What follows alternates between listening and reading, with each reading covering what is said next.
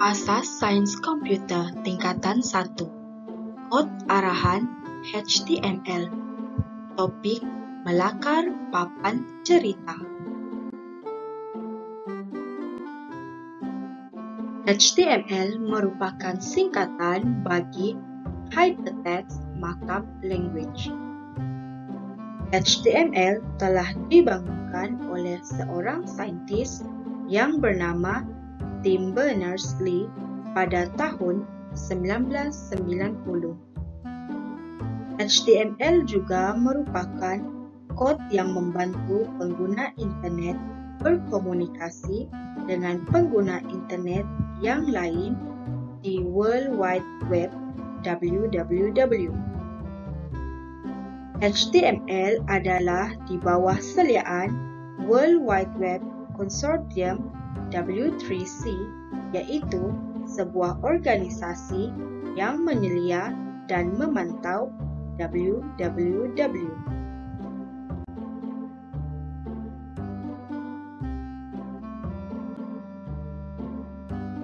HTML digunakan untuk membina laman sesawang. HTML terdiri daripada beberapa kod arahan yang pendek yang mudah ditaip dalam komputer dan disimpankan sebagai fail HTML. Fail ini boleh dibaca oleh pelayar web yang juga dikenali sebagai web browser. Antara contoh web browser ialah Google Chrome dan Mozilla Firefox.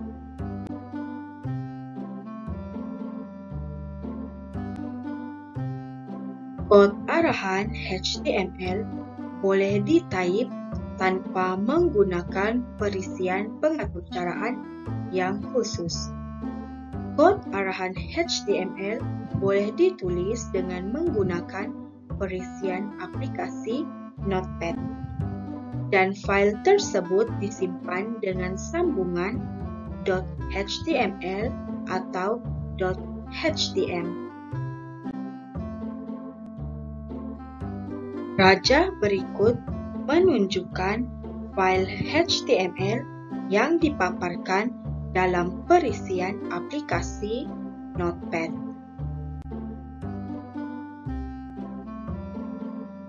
Raja tersebut menunjukkan fail HTML yang dipaparkan dalam pelayar web.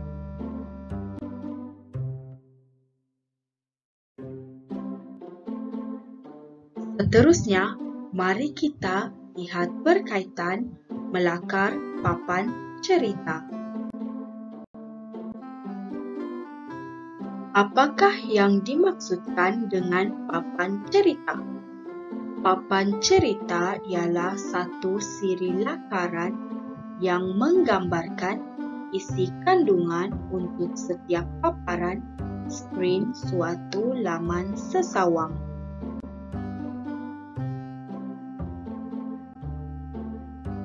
Papan cerita berfungsi sebagai satu set susunan bahan grafik dalam bentuk ilustrasi atau image yang akan dipersembahkan sebagai animasi, grafik bergerak, atau media interaktif. Terdapat beberapa kegunaan papan cerita. Antaranya ialah: pertama, memberikan suatu gambaran visual kepada pengatur cara dan membolehkannya menjalankan tugas mengatur cara dengan lebih teratur. Papan cerita juga digunakan untuk menggambarkan reka bentuk dan reka letak antara muka bagi setiap paparan yang akan dibina supaya interaksi antara pengguna dengan laman sesawang lebih mesra. Selain itu juga, papan cerita akan menentukan aliran navigasi sesuatu laman sesawang.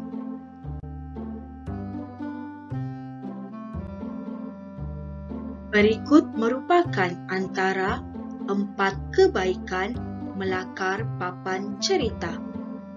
Pertama, bagi membolehkan pengatur cara untuk mengetahui bilangan laman sesawang yang diperlukan. Kedua, memudahkan pengatur cara untuk mengetahui maklumat yang harus dimasukkan. Ketiga, memudahkan pengatur cara untuk mengetahui aliran antara laman sesawang.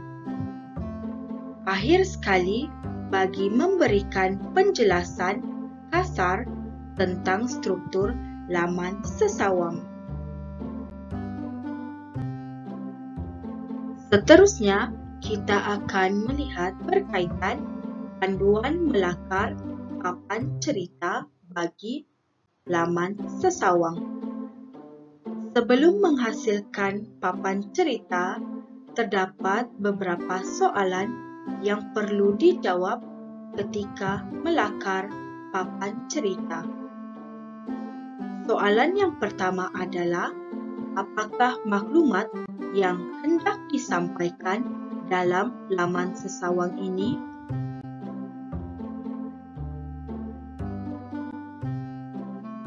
Soalan kedua ialah, apakah yang saya ingin pengunjung lakukan semasa melawat laman sesawang ini?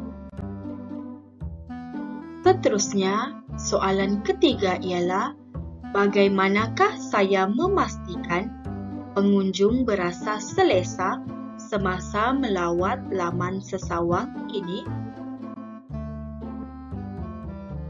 Keempat, bagaimanakah saya boleh membimbing pengunjung untuk melawat ke semua laman sesawang dalam tapak sesawang? Kelima, bagaimanakah saya boleh memastikan pengunjung dapat melawat ke semua laman sesawang ini? Keenam, bagaimanakah saya memberikan maklumat tambahan kepada pengunjung selepas ini? Akhir sekali, dapatkah pengunjung memberikan komen dalam laman sesawang ini? Berdasarkan panduan-panduan ini, dapat memudahkan pengatur cara untuk melakar papan cerita bagi laman sesawang yang hendak dibina. Seterusnya, mari kita lihat berkaitan struktur maklumat dan pautan laman sesawang. Terdapat 4 jenis struktur maklumat dan pautan laman sesawang yang akan kita pelajari. Pertama, struktur linear. Kedua, struktur hierarki. Ketiga, struktur cabang. Dan akhir sekali, struktur roda.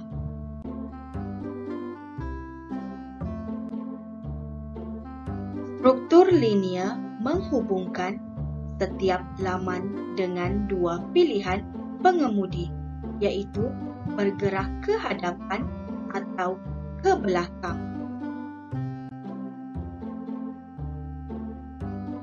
Struktur hierarki mempunyai model pengemudian atas ke bawah.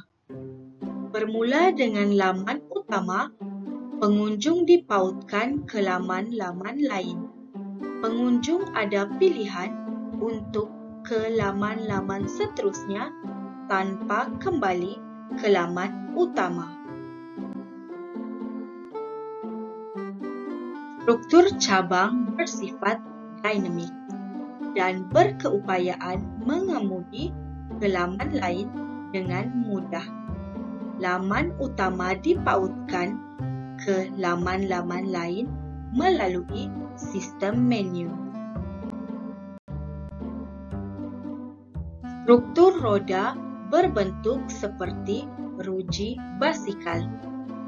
Laman utama dipautkan ke laman-laman lain, tetapi pengunjung terpaksa kembali ke laman utama sebelum dipautkan ke laman seterusnya.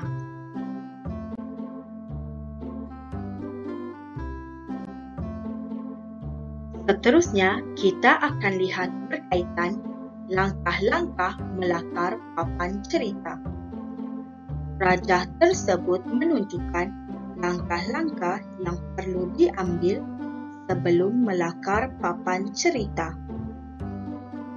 Langkah pertama ialah mengumpulkan semua maklumat yang dikehendaki, sama ada teks, image, audio, dan grafik. Kemudian, susun semula maklumat-maklumat tersebut mengikut topik dari umum ke khusus. Seterusnya, tajuk utama, tajuk-tajuk kecil, dan isi kandungan untuk setiap laman perlu ditentukan. Kemudian, struktur maklumat dan cara pautan laman sesawang dirancangkan dan struktur menu direka bentuk. Pengatur cara boleh memilih antara 4 jenis struktur maklumat dan pautan laman sesawang, seperti struktur linear, struktur hierarki, struktur cabang, ataupun struktur roda. Seterusnya, rupa dan reka bentuk laman dari segi skema, warna, jenis, saiz, dan warna teks yang hendak digunakan perlu ditentukan. Akhir sekali, aliran pautan bagi kesemua laman dalam tapak sesawang perlu dilakarkan.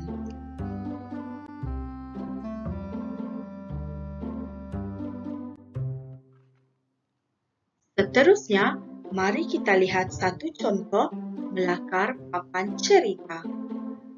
Rajah tersebut menunjukkan struktur aliran maklumat laman sesawang.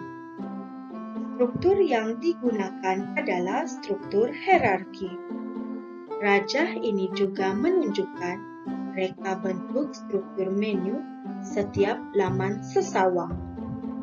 Contohnya, dari laman tajuk utama, pengguna boleh berpaut ke laman tajuk A atau laman tajuk B. Dari laman tajuk A juga, pengguna dapat berpaut ke laman tajuk utama atau tajuk B. Rajah berikut menunjukkan reka bentuk dan reka letak laman sesawang yang hendak dibina. Image dan bahagian teks untuk laman yang hendak dibina dilakarkan sahaja dengan memberi penerangan dalam bentuk teks. Berikut merupakan paparan dalam pelayar web yang telah siap dibina berdasarkan lakaran papan cerita.